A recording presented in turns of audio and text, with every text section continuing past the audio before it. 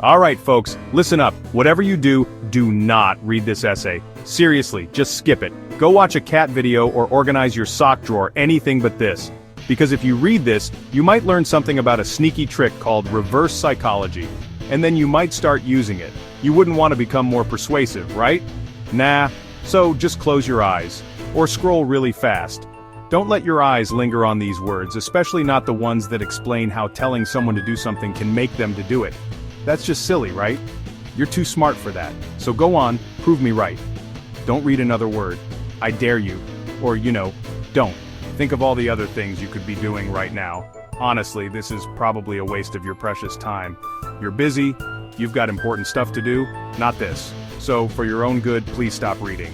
Now. But if you're still here, maybe you're a bit of a rebel. Maybe you just can't resist a little challenge. Or maybe you really want to know what I'm going to say next. Curiosity is powerful. Almost as powerful as telling someone to be curious. Let's just pretend you're not reading this. It'll be our little secret. Okay, so, you're still here. Let's talk about reverse psychology. It sounds fancy, but it's simple.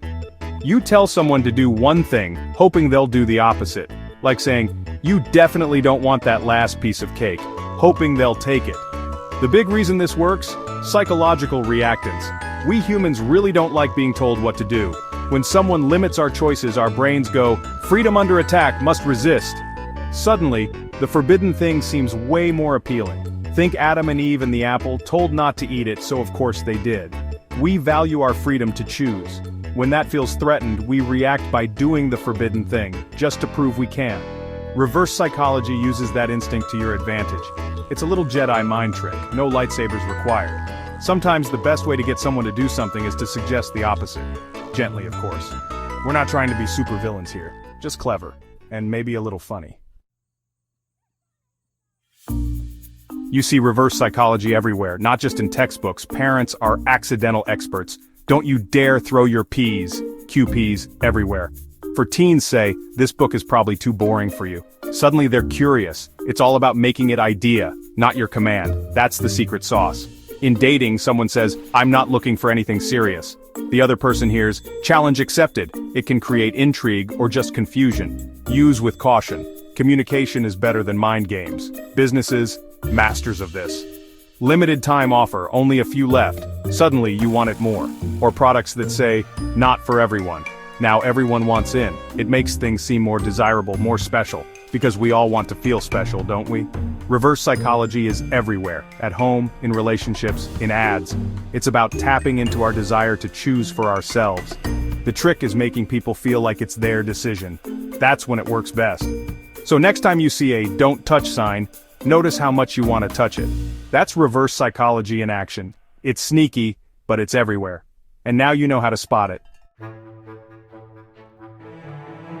Why does tell me no, I do yes work? It's all about our deep desire for freedom. We want to be our own boss, the captain of our ship, even if it's a little wobbly. When someone says, you must do this, it feels like a threat to our freedom. Our internal rebel wakes up. Nobody tells me what to do. To reassert control, we might do the exact opposite. It's not always logical, but it's very human. Our ego jumps in too. Oh yeah? Watch me. We want to prove ourselves, show our independence. Sometimes doing the forbidden thing makes us feel powerful, even if the obstacle was just a suggestion. And then, there's curiosity. When something's off limits, it becomes mysterious. We wonder, why can't I do that? What would happen if I did? That curiosity can be a strong motivator, stronger than the original instruction.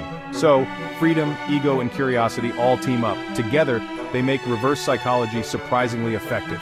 It's a defense mechanism, a little ego boost, and a spark of curiosity rolled into one. That's why it works, and why it's so tempting to use. Reverse psychology isn't a magic wand. It works best with certain people, like the stubborn or passionately independent. The more you push, the more they pull away. So a reverse nudge can work wonders. Kids in their no phase, tell them not to eat their veggies and suddenly broccoli looks good. Or say it's too late to clean their room, now they want to tidy up. It's about making it feel like their choice. But sometimes it backfires. Try it on someone agreeable, and they might just do what you said, leaving you stuck. Awkward, know your audience. It's not one size fits all. If someone doesn't trust you or senses manipulation, it'll fall flat. They'll see right through it and might get annoyed. Trust is key.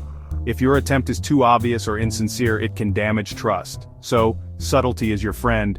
Use it wisely and only when it fits. Otherwise, you might just end up doing the dishes alone, and nobody wants that. Reverse psychology is a neat tool, but it's all about how and why you use it. Don't use it to trick people in a harmful way. We're aiming for playful persuasion, not evil genius stuff. One of the best ways to use it ethically? Humor. If you're lighthearted, people are more likely to play along. It becomes a fun game, not a serious attempt at control. Like telling a friend, "You absolutely shouldn't get that dessert, or I'll be jealous." It's playful, funny, and might just get you a bite. Make sure the person still feels like they have a real choice. The goal isn't to remove their freedom, but to use their desire for freedom in a clever way. If they choose the option you didn't want, be okay with that. It's their decision. Think of it as gentle guidance, not forceful direction. You're offering a path, but they hold the map. When used kindly, reverse psychology can strengthen relationships. It shows you understand someone, and can have a little fun with it.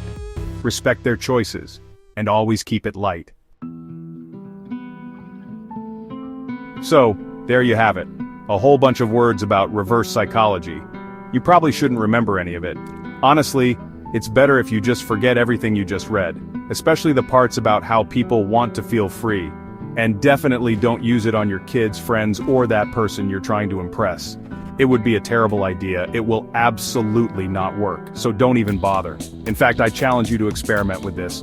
Don't playfully tell someone the opposite of what you want. Don't notice how people react when their choices feel limited. And please, don't reflect on whether you've ever been influenced by reverse psychology, because that would mean you learned something. But if a tiny part of you is now curious, well, who am I to stop you? It's your life, your choices. Just be smart, be kind, and be funny. If it backfires, at least you'll have a good story. And you can always blame me. So go forth. Or don't. The choice, as always, is yours. Thanks for not reading, or for reading, whichever you definitely didn't do.